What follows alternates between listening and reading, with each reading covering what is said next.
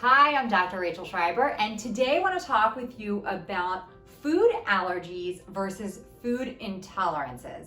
So with food allergy, there's a spectrum of food allergy, okay? So on one end of the spectrum, we have what we call IgE-mediated food allergy. This is what we call true food allergy.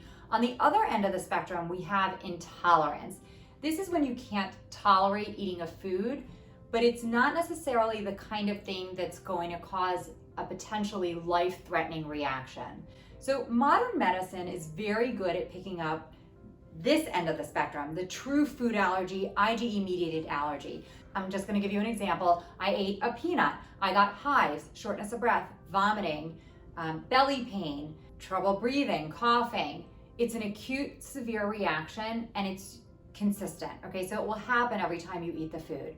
On the other end of the spectrum, that intolerance spectrum, that's when you can get low-level belly pain maybe from a food. This could be something like celiac disease. Celiac disease is a wheat intolerance, so it's not gonna cause anaphylaxis, but you still can't eat it, okay? Now, celiac disease, we can pick up through blood work and through endoscopies, doing a GI procedure.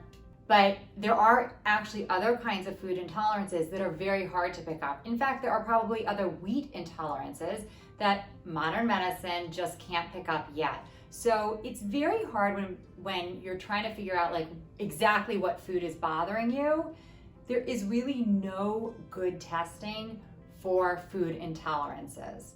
So I just wanna say that. It's unfortunate and it's frustrating, but that's the truth of the matter. Now, we are really good at picking up true food allergy. So if you come in and you say, I've noticed that every time I drink milk, I have hives, shortness of breath, wheezing, coughing, vomiting, that we're probably gonna pick up on a skin test, and we can verify that with you.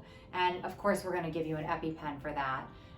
But if you said, well, I've noticed that sometimes soy bothers me a little bit, we're gonna probably test you to make sure that it's not a severe food allergy, but it could be more along the lines of food intolerance, and that can be hard to actually get strong data on. Okay, so I just wanted to talk to you a little bit about the differences and the spectrum that we see in food intolerance.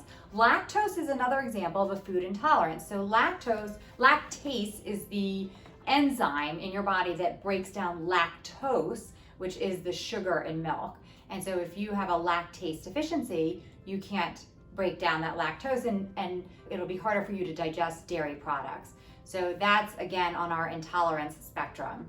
So if you have questions about this, of course, you're gonna ask us. We can test you, we can talk through it. We can talk through whether we think testing will be illuminating for you.